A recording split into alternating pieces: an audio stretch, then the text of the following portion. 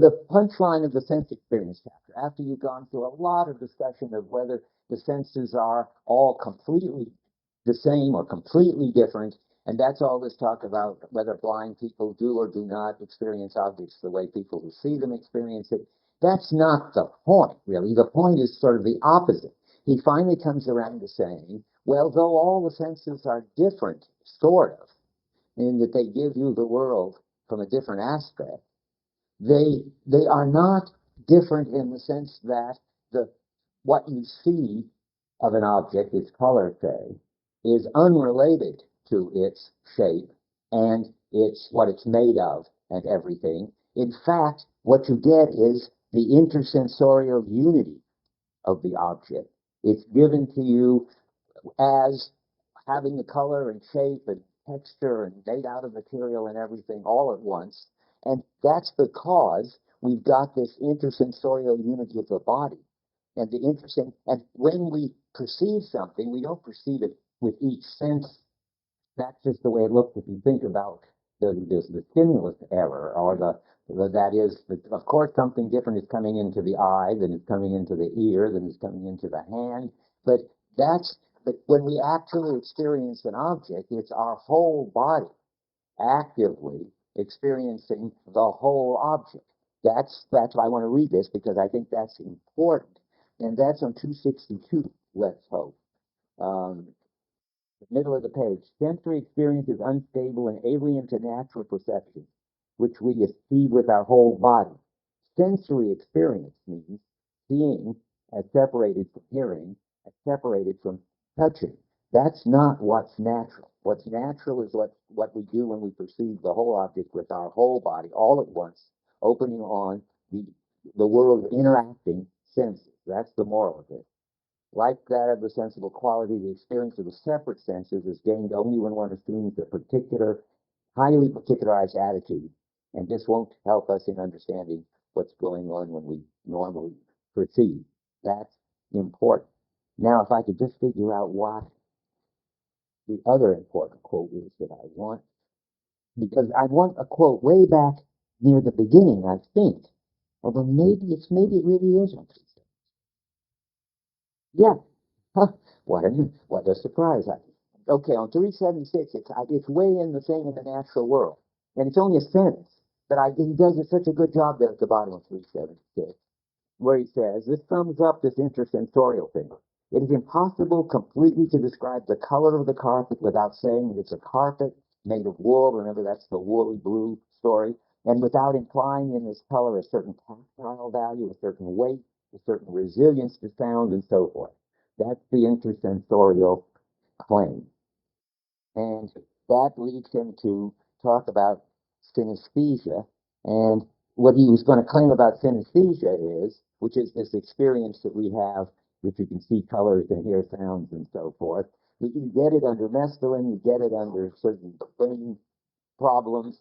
But he says on 266, this interesting claim, which sort of follows from his view, that synesthesia, the middle of the page, synesthetic perception is the rule. That is, we normally are able, on 266, at the middle of the page, nor are these exceptional phenomena. Synesthetic experience is the rule, and we are aware of it only because, unaware of it only because scientific knowledge shifts the center of gravity of experience, and then we have to unlearn and so forth, and we pay attention to our bodily organization and think of how the difference between the physics of how you see and how you hear, for instance. But the claim that synesthesia is normal, I mentioned this in passing. I don't know how it is in your life. I don't think I experience it, but the people who now do research on synesthesia say lots of people do, and they go out and find plenty of subjects, and most people don't talk about it because they think there's something wrong with them, or they're weird. They don't want to talk about how they see colors. How many of you see sounds or hear colors and so forth? Is it? I don't understand why anybody would be afraid to say so. It wouldn't show you were crazy. It would just show that Merleau-Ponty is right. Anyway, now nobody. Well, you. In dreams. Dreams don't count, I guess. I mean, these people do it really just in the everyday world. Letters, the alphabet, and colored. That's right. Well, those are the people that they particularly study because they're very easy to study, and you can do funny things like spell the word red, R-E-D, in letters that are always green to a synesthete and see what happens to them and so forth. Anyway, it would be nice if Merleau-Ponty were right, that we all see like this.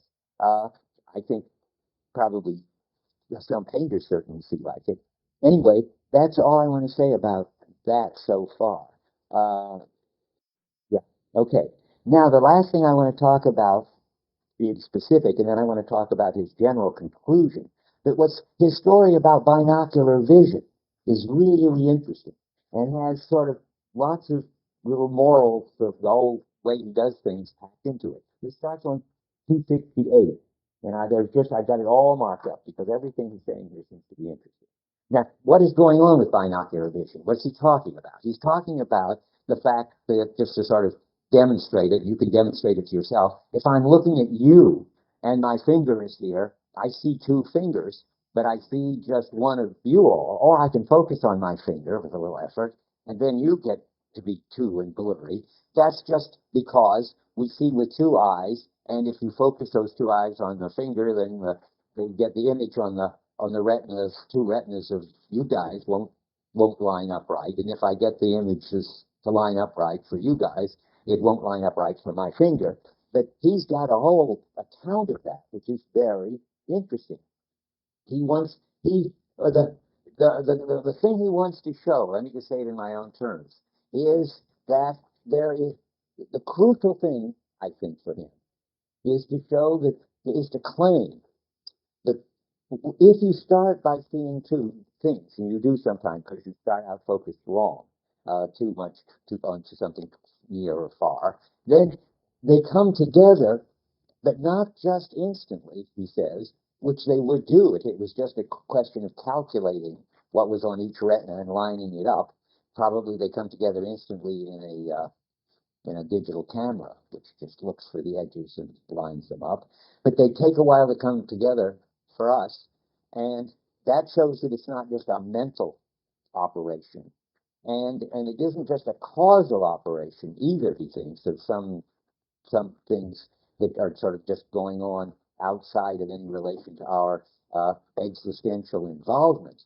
He thinks that it's only when you make an effort and focus your attention, either I try to see you all clearly or I try to see my finger clearly, when I do that, I can pull the disparate two images together, and when I pull them together, they don't just superimpose, they disappear into the object, which then looks like it's solid, and these two images just look like ghosts. So now I'll read you things. I thought all of that is interesting enough. This is on 268, he starts talking about this, about 5 lines down.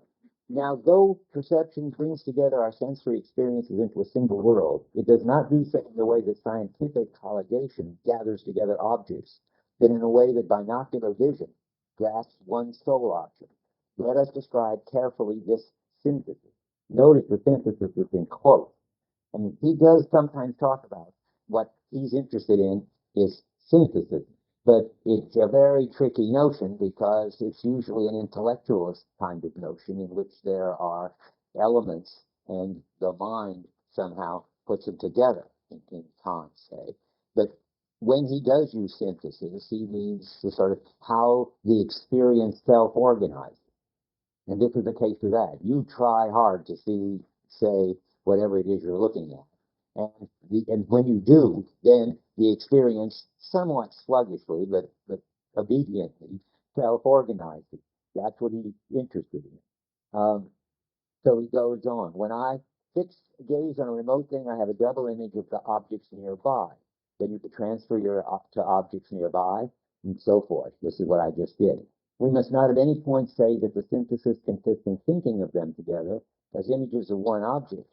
If we were dealing with a mental act or an apperception, that's just another name for mental act, I think, this ought to occur as soon as I notice the identity of the two images, whereas I have to wait much longer for the unity to appear, and so forth, until the moment when correct focusing does away with the images.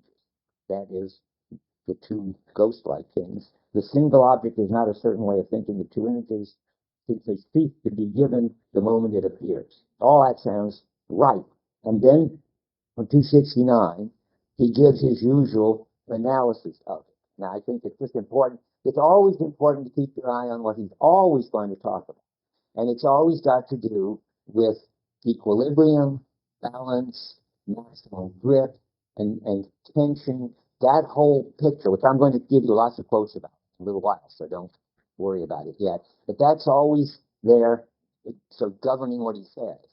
And as Eric pointed out to me, and I wanted to say this to you, I don't think I said it last time. As advice for how to read it, did I say this? If you go to the end of these hard chapters and read the last few paragraphs, usually, you find that that's the punchline, that it's got to do with gaining a maximum grip, getting a balance, lowering attention, and so forth.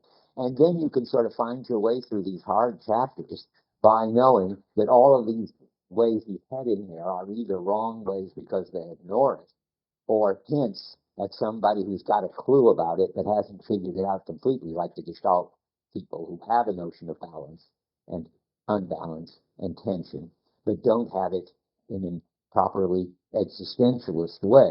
Because to make it really existential, you have to add, I'm always trying to get a grip, to get the balance.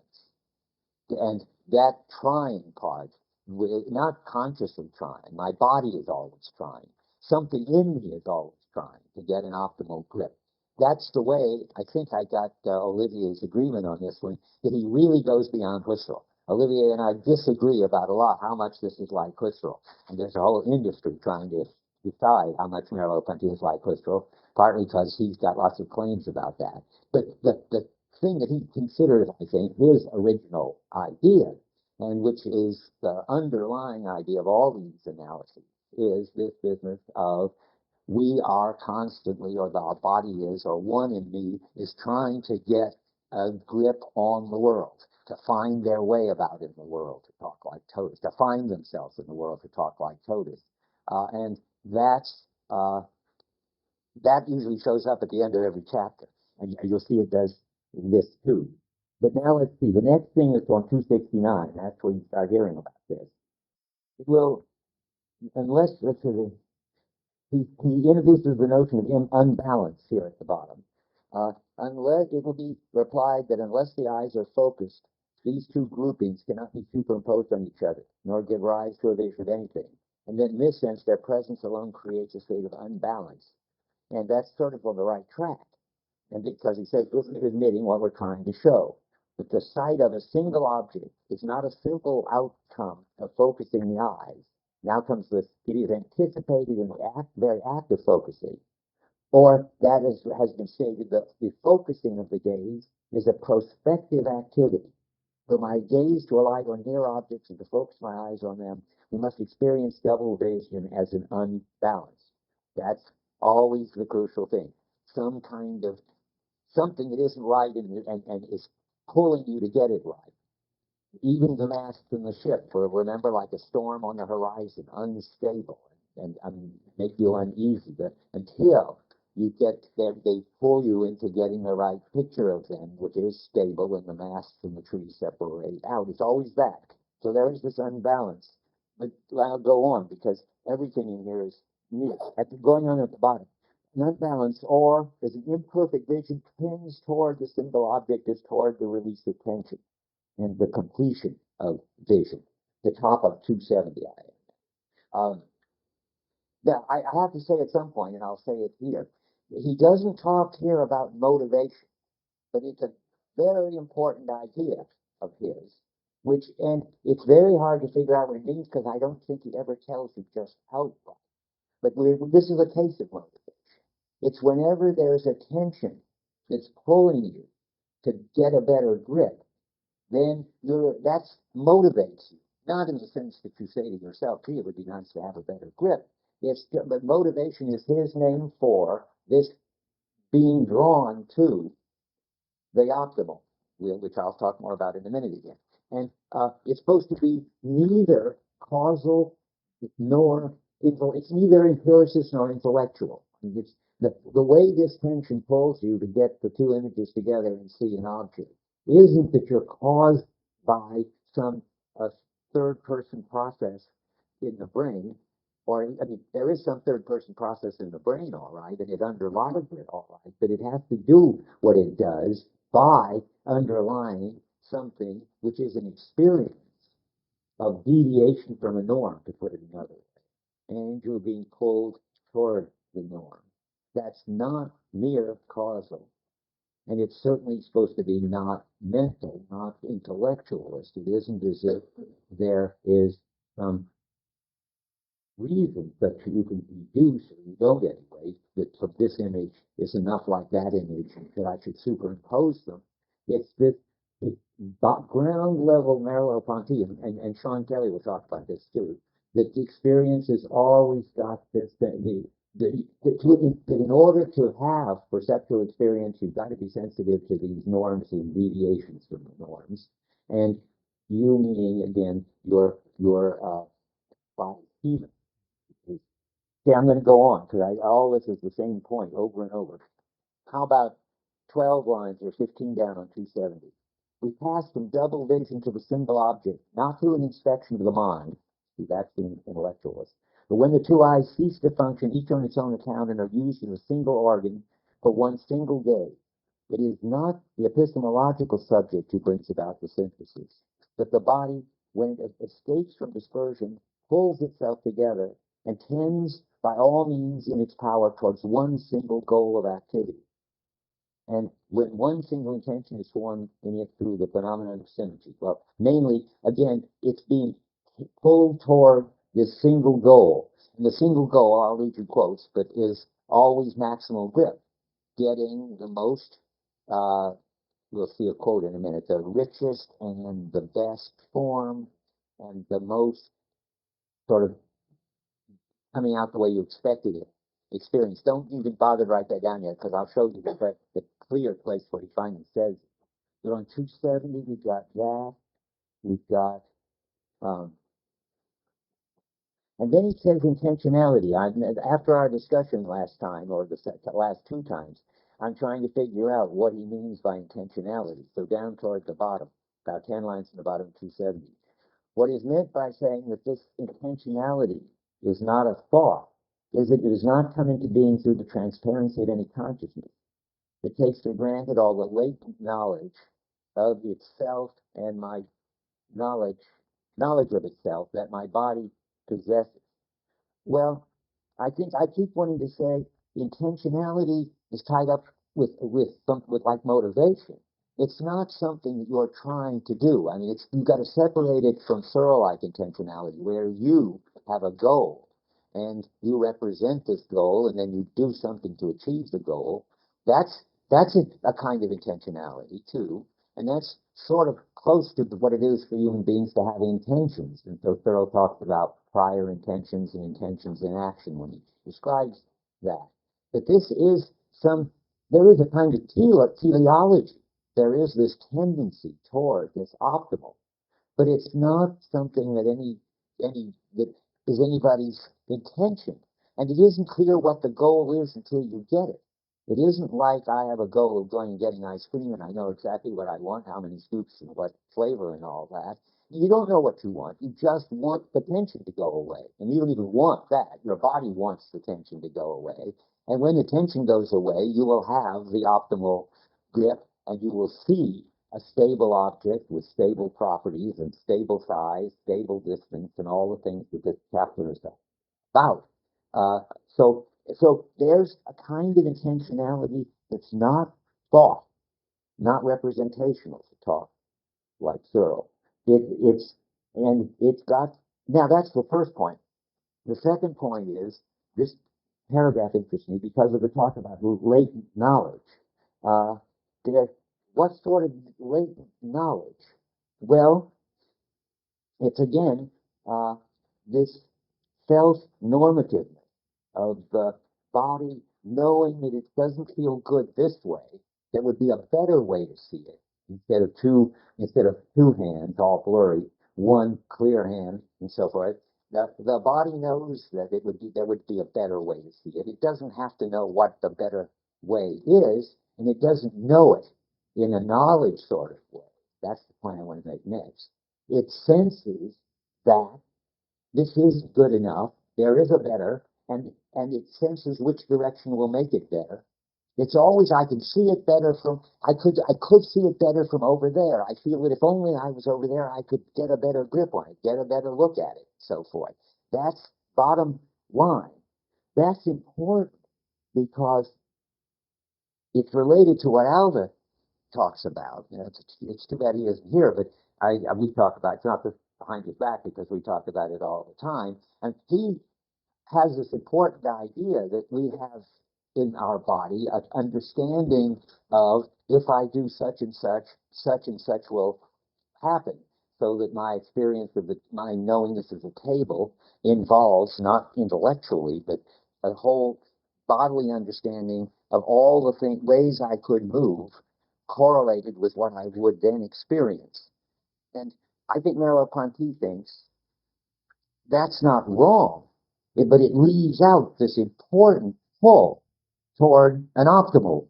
Where it's the normative part that he would say is missing from that description. And for Merleau-Ponty, the normative part is the important part. Namely, it isn't just that if I do this, I'll see that, and if I do this, I'll see that, and if I do this, I'll see the table from here, and if I do that, I'll see it from the bottom. It's that if I'm seeing the table like that, I feel that there's a kind of tension that I could get a better look at it from here, and maybe even a better look at it from here. And perhaps this is the optimum, but that feeling is crucial, and doesn't get represented in a bunch of rules for if I do this, then that. It can't be represented in rules because it's about what feels better, not just the correlation between perception and action. Yeah, Rick.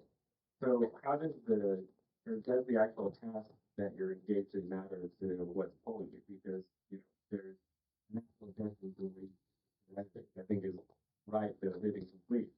That if you want to check to see if there's bubble gum underneath the table. Good example. Yes. You want to look underneath. Right. Okay. So there's kind of the one and only maximum grip of the table. But it's always with respect to. Fascinating. Yeah.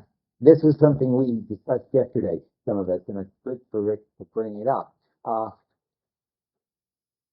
I can say certain things that are clear, and then there's something I'm not clear about, and I think we disagree about. But what Rick just said is obviously true, that it's relative to your task, and that your optimal grip depends on what you're looking for. However, and I don't think Rick disagrees, there is a level in which the body schema is trying to get an optimal, somehow more basic than this task relative thing, which is just there is perceptually the best way to look at it, and you will have, at this level of description, a feeling that you're not getting it right if you don't get it better that way. Now, that could come in conflict with and that's what one does. The anonymous body schema has its own idea, so to speak, its own sense of what's optimal, and its own sense of tension and deviation when you don't get that. And it's the same for all of us, and it doesn't have to do with our purposes. And now, sort of on top of that, and sort of overriding that, can be the purposes. But he certainly has. I have to find a quote that I was going to use much later in the lecture. But since you brought it up, I think we should find it now. Just a second.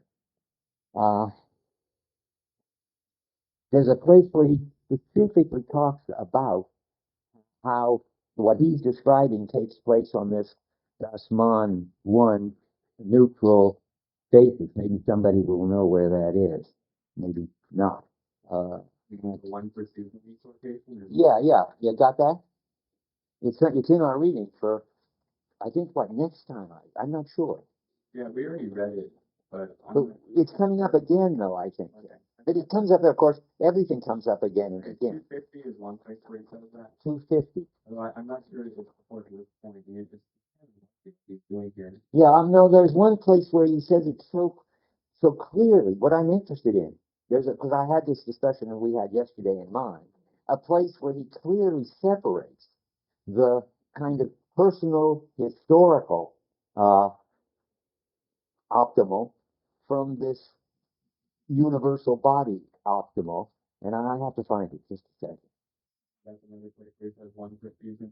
Yeah, a different place. I believe so.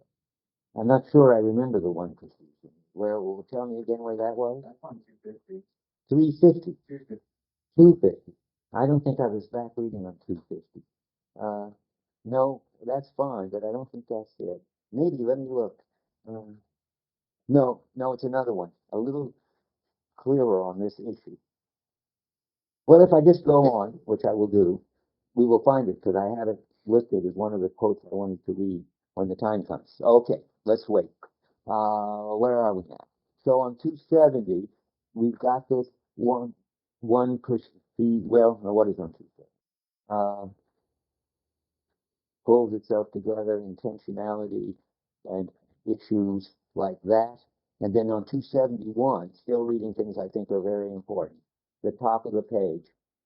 Herein lies the distinction between the perceptual synthesis and the intellectual synthesis. On passing from double to normal vision, I'm not simply aware of seeing with my two eyes the same object. I am aware of progressing toward the object itself and finally enjoying its concrete presence. That's, you see, that's this normative thing. That's not just getting the sensory motor coordination.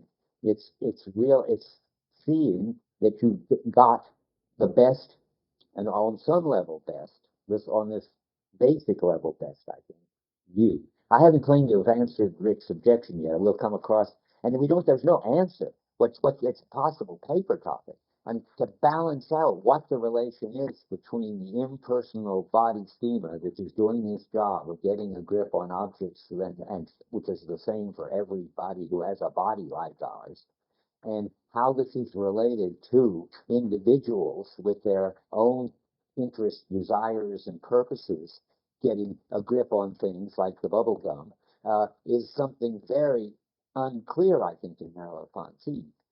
But I don't think it's terribly. I mean, all you have to do is just try to get the phenomena right. It's true, both. Uh, Only I think my reading makes it a lot more important and more basic, this general one. And my feeling is that the book, being about perception, is trying to make this common level, more important than basic. Yeah. Can you say precisely why it's supposed to be important? I mean, is the idea that is the worry that our taking our personal projects and stuff like that into account is going to threaten your subjectivity? No. I see. It's a good point. No, it's just the only reason it's important to separate them out is because you want to be clear as to what the decisive factor is. And if experiencing a solid object which is present to you in the flesh, so to speak, fully given, is what you're trying to explain, then all you need is the universal body schema story to explain it. The one proceeds in me.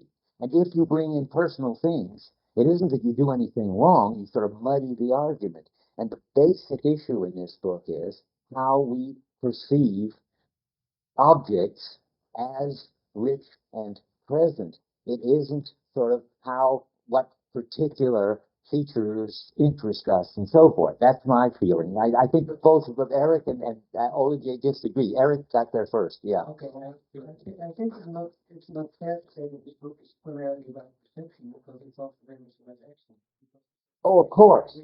Of course. When you speak about action, there are from the individual's concerns and how they.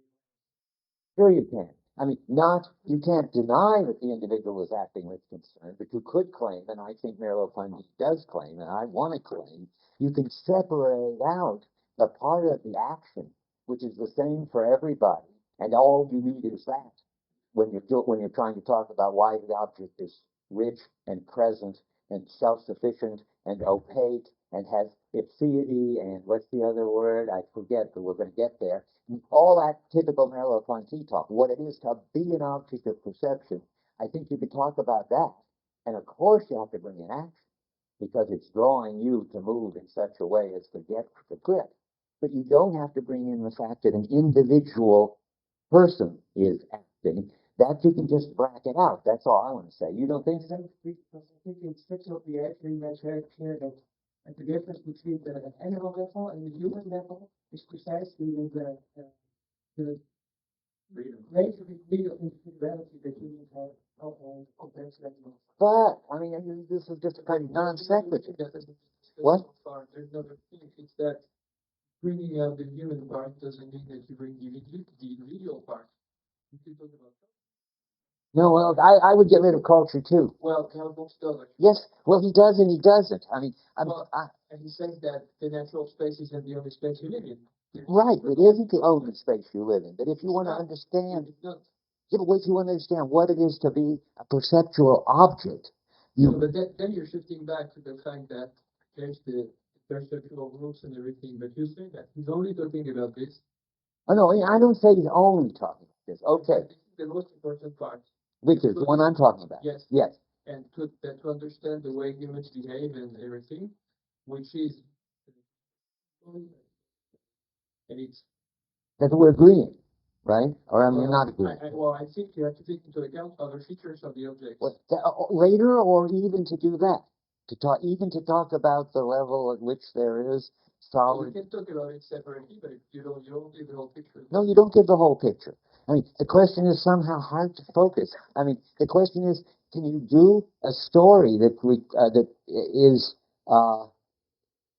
a partial picture, but is not modified by adding on the next one? It isn't as if the shared we all see it the same way changes by culture. They all see objects as solid, as present, as having a kind of thisness and a fullness. That's the atheity and the atheity that he talks about. That's just totally cross-cultural. Probably animals have it too, but we can't ask them. No, but you deny this. No, good, neither will I. You would just say that perceptual life leads to this upper dimension. Right, leads to. It's all we're having just a discussion of sort of method. I mean, there are two ways of leads to. Leads to it in such a way that it feeds back and modifies in some basic way the perceptual level, or leads to it in the sense that once you've got the kind of beings that we are, you not only see objects this way, but you see them symbolically, and you can see them as yours, and so forth. And I don't think we disagree. That doesn't change good. That doesn't change the natural. And it's just that it's not absolutely unimportant. Okay, it's very important on a certain, if you're trying to understand what a whole human experience in a human world is, and that we're not disagreeing. But I think that the really important contribution of Merleau-Ponty, it's the most original and probably most important to him, is the level that I keep trying to stress, and that's fine. I mean, I don't think we've got much disagreement there. Yeah. So, just to articulate your position and read the question. Okay. Would your view be that the body schema has a natural level and then a cultural level and higher ones? So the body, and so one question I have is that it seems like part of the one that perceives in the cultural one that has a sense of the appropriate distance. So you would say that is part of the body schema, that is part of the one that perceives. That's right. But it's the cultural part of the body, not a natural level. Yes, and to put it in a funny slogan of Merleau-Ponty, it has a history, because I learned to stand that way in this culture. And there's this other one that has a prehistory, which is always already given. That's the natural one. It's really innate, but he doesn't like the term innate. I don't know why, or maybe he hasn't got it. But he says things like it has a history that was never present, meaning that's what all of us have, and that's it. And then I agree with you. We have, each of us, by way of our culture and also by way of our family and also by way of our personal thing, our own history, which, thanks to the intentional art, will show up in the objects. So some objects are frightening to you that are sweet for me, and vice versa, and that's going to show up in our world too, and that's fine. I guess we're agreeing about that. That's fine. Yeah, we're right. I'm glad you did. And that is my position. And he has this distinction between the history that never was present and what we really got through our history. Yeah. So what would you say about this? I mean, when we're in the engaged, our concerns to be used sort of at the forefront of our perception? At the forefront. I don't know what to say. I don't know because I can't tell what that means. I wouldn't be surprised they're at the forefront. I'll take that metaphor. And I think what he's interested in is the background. They're only possible that these things could be at the forefront because we do this impersonal constituting, if you want. I don't like that language. This impersonal organizing or experiencing of stable, perceptual, solid, present objects in the background because it's done visibly and all the time. Haven't you gone out of the engaged attitude to the detached attitude? Well, no, because you can focus on the background while within. I mean, now we got two problems I don't want to talk about. Both of them. I mean, the kind of reflection that's involved here is doubly weird. I said that, and you see them every once in a while saying it's a radical kind of reflection because it doesn't. It tries to describe the world when we're not reflecting, when we're engaged, fully immersed in what we're doing, and then you got two funny problems. I mean, you've got to describe it without somehow capture this background body set that's doing all this, the body schema, and describe how that works. And he does it with metaphors like I've been using, the thickness, the richness, the full of objects and so forth. And then you can also capture, if you're interested in human freedom, for instance, the last chapter of the book, which we're going to read, then you want to understand how the world appears to workers as opposed to capitalists. Oh, but back to hotels again. Okay, I don't want to think about that. Okay, I saw another hand. Eric? And I think this last point about freedom makes clear that Sure you do, but you just mustn't think. And another philosophical position would be, and there are people who certainly strongly believe this, that either, I mean, there's several, that given our history and our culture, it permeates and changes perception all the way down. That's some kind of view. I mean, I don't know who holds that view, but I bet lots of people do. Really? Do you think it overrides and changes our perception of objects? Yes, which is why my mother has holy water in her refrigerator from Lourdes, France, and this appears to her in a radically different way from the Evian bottle, which is right next to it. Well, it's sacred water. Yes, but it's got acidity and acidity. It's solid. It's present. It keeps its properties. It's got a size. It's got a distance, and blah blah blah. Yeah. But I mean, if it were very simple example, if it were in the same bottle. Yeah, and if I told her, by the way, that was from Lourdes. I said grasp it. Okay. So whatever the way which is. Oh yeah, I said bottle. I understand. It's careful. Well, but the difference is in calling it a natural law. So Heidegger has this understanding of an understanding of being. Everything we understand is we can't understand as being a creation of God. Now that will apply to our understanding of everything that exists. Okay, but the question is, I don't want to go further with this, but I just want to say, the question is, in what way does it look different when you see it as a creation of God? And that's a tricky question. I mean, that's another possible paper topic, because there's some way that it looks exactly as it looks to the primitives and to the pre-linguistic children, and another sense in which it doesn't. By the way, one more point about this. No, I don't want to talk more about this. Well, okay, both Jameses in a second. The really more the place where this issue becomes clearest, and I don't know if it's really discussed in this book or not. I can't think of any place where it is whether when you get language, it radically transforms perception all the way down. There are people certainly who believe this. Lots of people. Yeah, but not in this book, right? Yeah, I think later Merleau-Ponty does. I'm not sure he should. It's funny. Heidegger does too, after being in time, think that language transforms our experience all the way down. Some important issue there, one way to, just so you realize this is an interesting issue, is our perception like the animals? And there are people who are very much convinced that our perception is not like the animals because we have language. A puzzle for such people, it seems to me, is what 2-year-old children are supposed to be like when they're perceiving, just prior to language.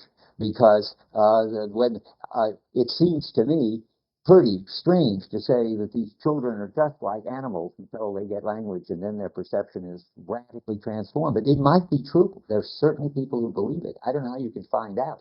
Okay, James. He's doing a slightly complications about language and Okay. what kind of rich concept, you know. Well, a lot of this argument just depends on what we're trying to explain.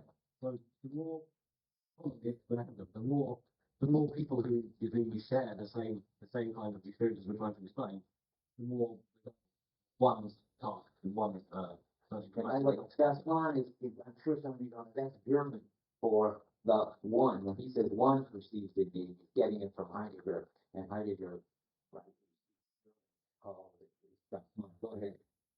So the more common the kind of the experiment is the kind of experience we're trying to explain.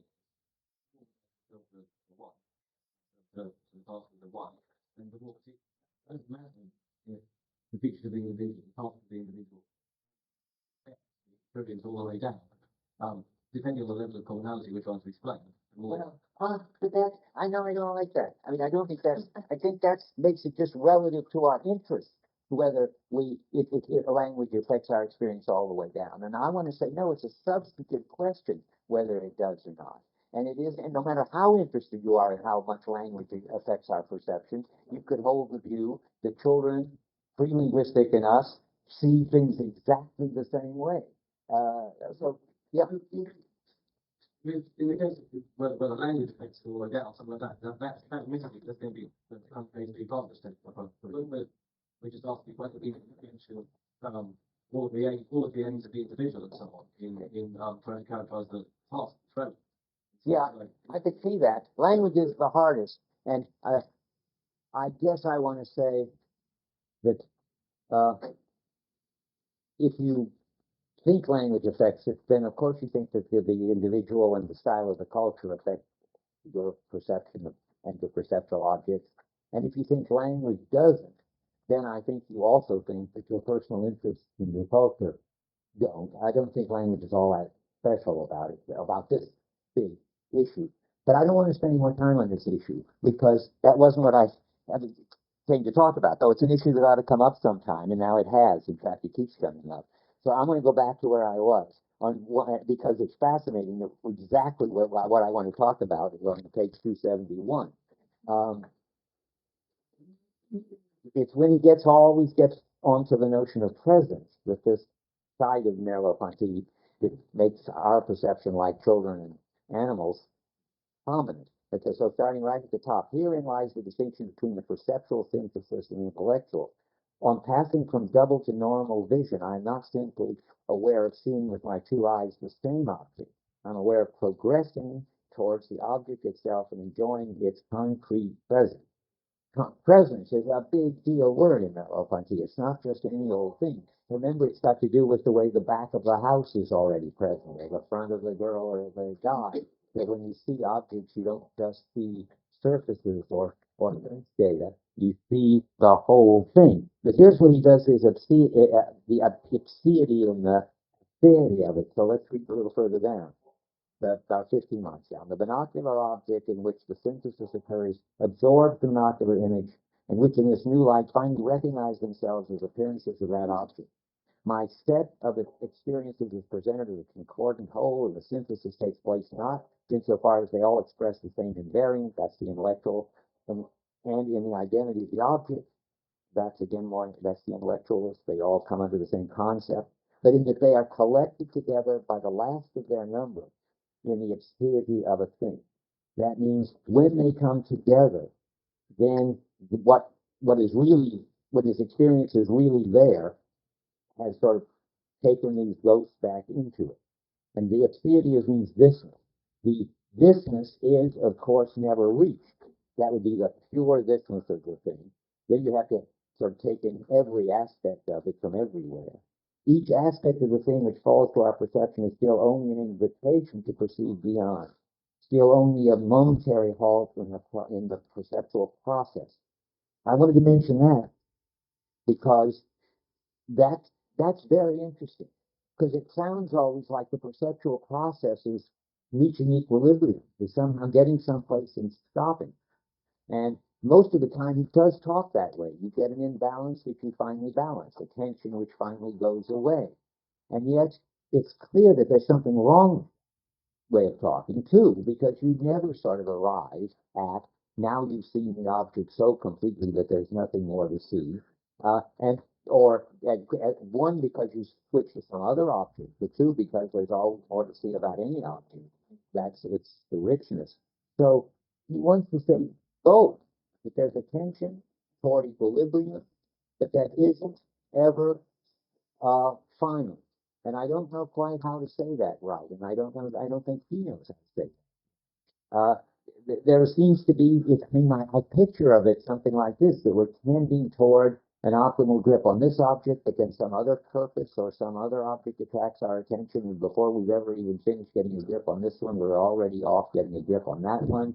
And we certainly, and so that we don't, so that though there's a tension and you are always moving in the direction of reducing it, I don't think it's important to him that you arrive at the equilibrium of the zero tension, of the total balance. I mean, it's always there as the goal that explains the way your perception is organized. But I don't think it's something you have to arrive at. Yeah? The goal is evolving this. Yeah, the goal is evolving. People want to see what the object is like, doesn't mean that you see someone else. Yeah, you zoom in on it. Yeah, and you can keep Right, zooming right. all the time, and Right. it's really interesting. You just go and buy a microscope, and then you Right. Yeah. So I think the way to put it is the norm aspect, which is absolutely crucial, is that you are always trying to get a better grip. That is, and in a certain sense, therefore, you could say you're always trying to get or tending toward an optimal grip. But I don't think that you need to think of it as what you are actually doing is arriving at an optimal grip, or that if you fail to arrive at an optimal grip, you have somehow not perceived. The thing is, as long as you're moving toward a better, clearer, richer grip, that's all you need to explain all the phenomena that he's trying to explain. I don't think the arriving at, nope, that's wrong. Some of the experience he wants to explain require an optimal grip. Help me remember that when we get to the notion, when we get to depth and distance, that is, or depth. There you need an optimal. And size, you need an optimal. Huh. Interesting. I'll just tell you what I'm thinking. The size an object is perceived as being is the size which it appears to have when you have an optimal grip on it, he says, I believe. And the distance an object seems, and the distance an object seems to be is experienced as how far it is from what it's like to experience the object optimally. So I guess I believe, and I'm going to stick to the two chapters I want to explain today, or at least by next time, that the depth story and size constancy story assume that you actually get, not that you always have a maximum, but somehow the experience that you have when you do have it plays a crucial role in your experience of what it is to have a certain size and to be a certain distance. Rick, were you onto this already? Yeah, well, I think that you're facing these questions you don't want to talk about the what? because I don't talk about what? you're not talking about the task. So the task is oh, I see, the task. No, I don't want to talk about the task. That's right. Why you're running into this problem. The special example of equilibrium that Merleau-Ponty gives is when you're engaged in the task, you're looking at a painting. And there, you want to get a maximum grip of the painting, not as having microscopic properties that you look at through black microscope, but as a work of art in a museum where there's certain lighting, and then that's what's pulling you. So you are being pulled, and there is this maximum grip story to be told, but all that is subsumed under the task you're trying to accomplish, and that's why, when I want to find an object, once I've, a fork instead of a knife or a spoon in a dark, kitchen, once I get the knife, I maximum grip it, and then I move on to the other task. I mean, it's not like I don't believe. I need a deeper grip of the knife. Once I get the knife, I go on and I cut the nail. I disagree with you about this. I think that I've seen you and the chair and the book all task free, so to speak, and then some of them I have a task. I like reading the book. But the chair, I got no task at all. But it's got its theody and its it's theody and theody. And I think, and when I look out, there goes a police car. I got no interest whatsoever in that police car, but I perceive it, and I just I don't want to deny. Well, the disagreement is again, oh boy, we're stuck on this one. That whether there's this basic level that you can describe in a task-free, language-free, culture-free way, or not. But it doesn't happen. So the page 339 of the French edition, Merleau-Ponty says that when you cross the Concorde Plaza in Paris, while you're crossing the Concorde Plaza, so you have there's a purpose for doing it. But you can always stop this task and just concentrate of what's on the wall, and then the given predicates of the world disappear. So I think you're saying the opposite of what you're saying. So you don't always have a task, because like you always have a task, but you can suspend it. Well, then you don't have it. But I mean, and now when you suspend it, do you reveal a more fundamental? There's always a task. Well, but I think you could suspend it and reveal thereby a fundamental thing that the one is doing in you through your body schema, whether you've got a task or not. Right, but it's not absolutely concrete. It's not the whole picture. No, it's never the whole picture. It's a methodological point. You take into account the whole thing and the task as well. Well, but I mean, that's why it's motivated by. I think the question would be, does it make sense of our getting a maximum grip on anything without involving that somehow in relation to our being engaged to the account? Yes, all the time. That'd be a comprehensive account. Yeah. Work area. Yeah, I mean, absolutely. I mean, every tree I see when I walk down the street out there and so forth, unless my task is, what? You're not maximally gripping the tree. They're on the periphery. Yeah. Oh, you are maximally gripping them, I think, all of them. Because, or at least, no, I think you're not, of course not. But what you are is experiencing each of them as a tension away, and in the experience of them is a sense of what it would be like to get in a better look at them, and not qua task, but just in them. There is a tendency to pull you to what would give you a best look at them, independent of the task. Take, for example, all the noises that are going on. Like Yeah. now you want to get a maximum grip of my voice and what I'm saying. Yeah. So you can just, but there is the bell ringing. Right. You can also, try to guess the song, or, listen to the car going by, or try to, pay attention to all these things. And if you're task changes, and then you do make an effort to get a maximum grip, that's why you turn your head to listen. You're not turning your head down and listening to the bell. Right. You're turning, face me to look at me and listen to me, and see my lips moving. But I'm not sure. I mean, it's a task. I mean, I think he thinks that there are things that attract your attention, and it could be that the bells attract your attention, in which case you then sort of pay attention and zoom in on them. Whether you have to have a task of whether paying attention and zooming in on an object that's drawing your attention is your task. Boy, is this, I don't, this is uninteresting somehow. If you weren't guided by the task, then you would be pulled in an infinite number of directions, trying to get a maximum grip with everything at the same time. No, why shouldn't something pull you into another? Because the task is, my point is, the task is what is pulling you for one thing. But the bell could pull me just by being noisy, or by being, and that's why it's a distraction of your task. But why do you call it noisy? It's because it disturbs you over the well, it could disturb my task. Okay, how about beautiful? I mean, or just, consider the guy on Telegraph Avenue.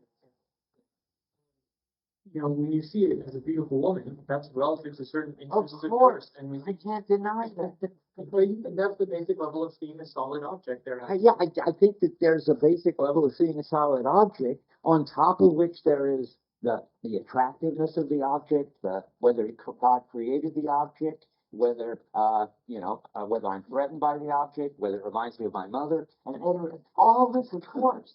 But that doesn't deny that there could be something I share with animals and 1-year-old infants. Yeah. It always is. Oh, wait. Let me get this thing. You want to open that window over there a little? Okay. Being in the world in Heidegger is a personal task. I think in Merleau-Ponty, he's clear. Animals, insects. How much? I mean, the existence is always trying to get a grip, and if that's a task, then everybody's always got a task. But It's not personal. No, I won't talk about it anymore. Everybody's going to tell me how I blew this lecture, but it'll be all your fault because I'm trying to go on. So I'm going to go on. Okay, let's see now. 371, 1, 2. I just did that. I'm going to, on that one thing, I did the aseity. Let's do the aseity. A little further down, the aseity of the thing is unchallengeable presence, and the perpetual absence into which it withdraws are two inseparable aspects of transcendence. I mean, that's the thing. Okay, I see now that I can leave this one for Sean, because the whole issue of the thing in the natural world is where he's going to try to tell you the level at which your personal past and your personal history and so forth are not what's at stake. And then you can see if you whether you believe it or not. Okay, I'm going on to the general conclusion of this chapter, which is always the big deal thing that's going to bring in optimal grip and all that. Like being in the world at the top of 272. This is again where I started, seeming like 5 minutes ago, at the top of where I was saying how the body as a unified system, that's the body's schema, the impersonal unified system is geared into dealing with the world as unified. So he says the sight of sound, the hearing of colors, we're back in synergistic stuff, comes about in the same way as the unity of the gaze to the two eyes. That's the getting the two images together. Insofar as my body is not a collection of adjacent organs, but a synergistic system, all the functions of which are exercised and linked together in the general action of being in the world. That's sort of the slogan, or one of the slogans that comes out of this chapter. The other one, I think, is in 279. That's the one I'm looking for. Look, I have lots of work today. No wonder I put these things in here. 2/3 of the way down on 279.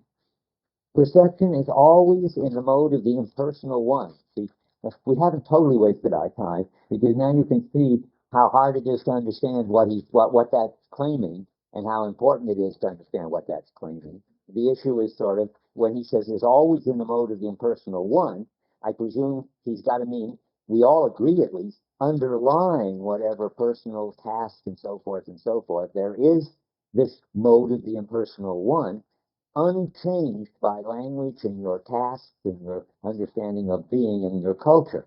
That's what I read this passage to say. So let me read it. Perception is always in the mode of the impersonal one. It's not a personal act enabling me to give a fresh significance to my life. The person who, in sensory exploration, gives a past to the present and directs it towards the future is not myself as an autonomous subject, but myself insofar as I have a body and am able to look. Rather than being a genuine history, perception ratifies and renews us as a prehistory. That's the quote I was looking for. Now, that's the level that he wants to describe.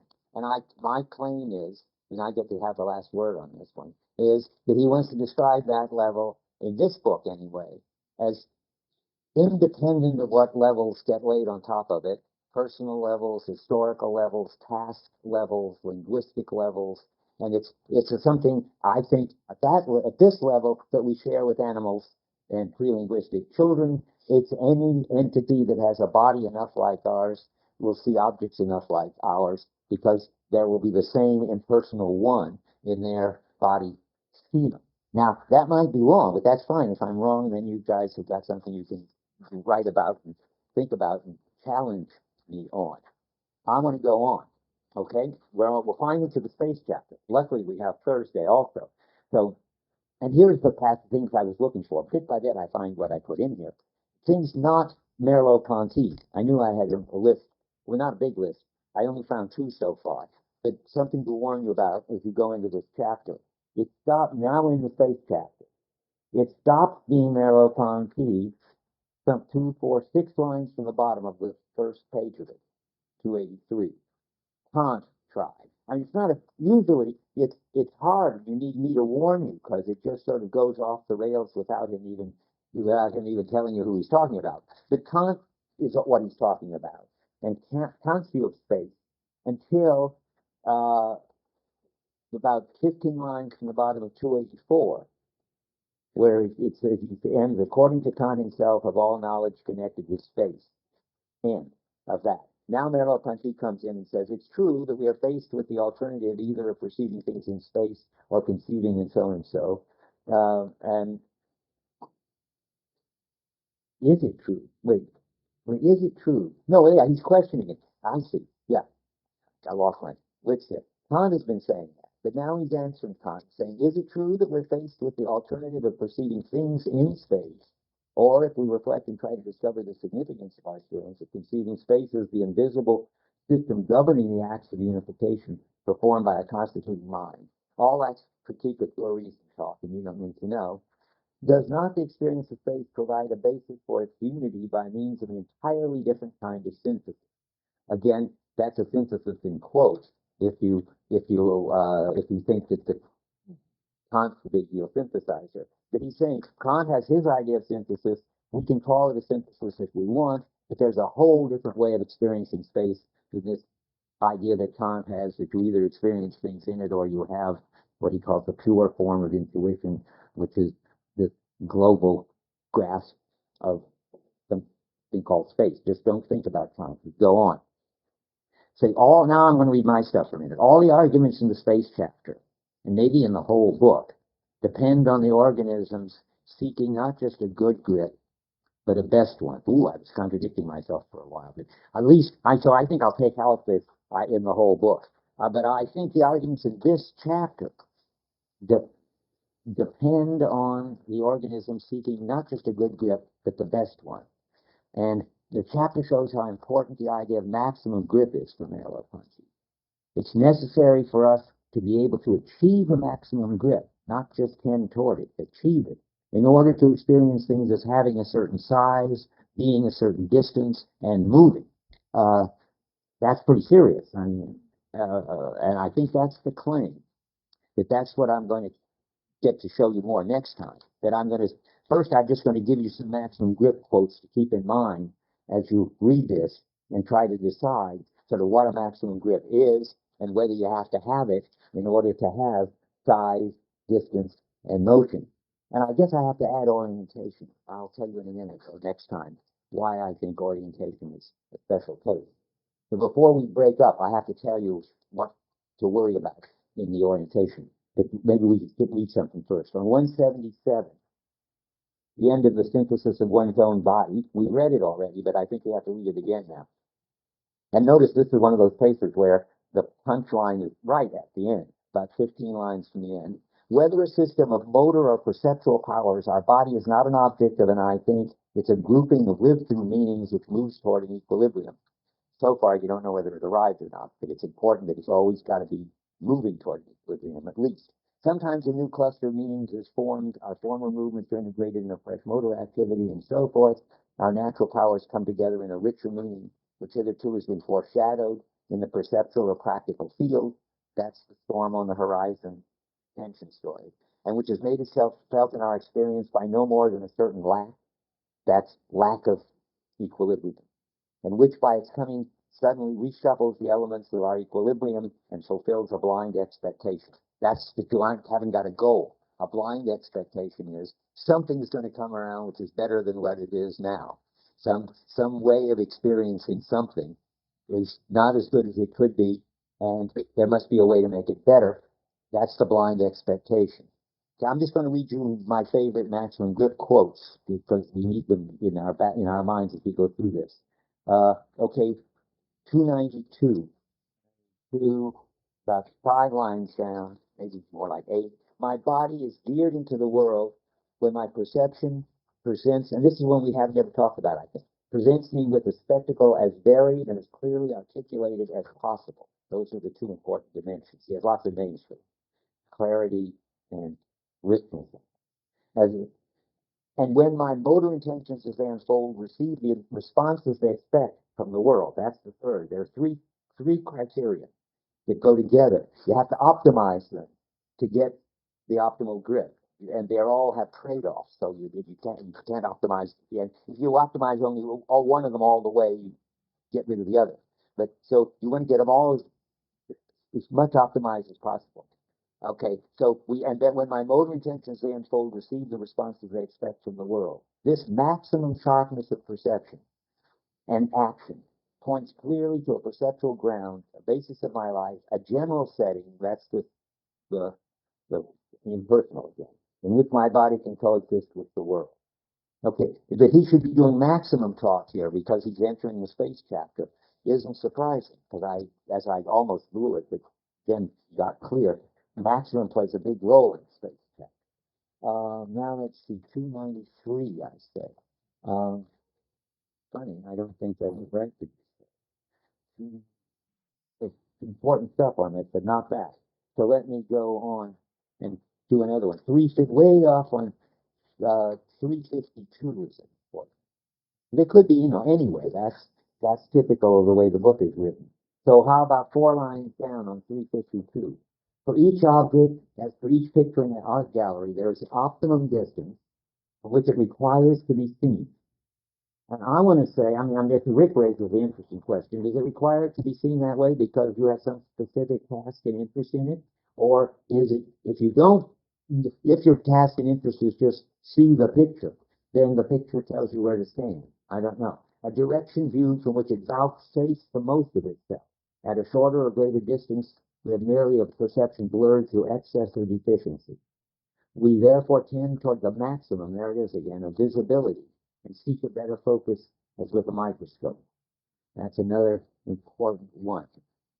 Now, I want to say one more thing for 5 minutes, just because I want you not to be confused about something. But first, I have to see something. Do I have to read 342? I'm not sure.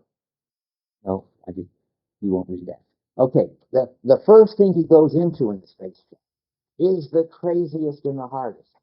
And you don't really have to read it if you don't want to. It's about up-down orientation. He's got lots to say about the fact that if you wear goggles that invert your experience of the world, so that the image on your retina, don't get confused, is already inverted, you probably know. And that's how you see the world up normal. But you can wear goggles that make the image uninverted. And then that makes your experience of the world inverted.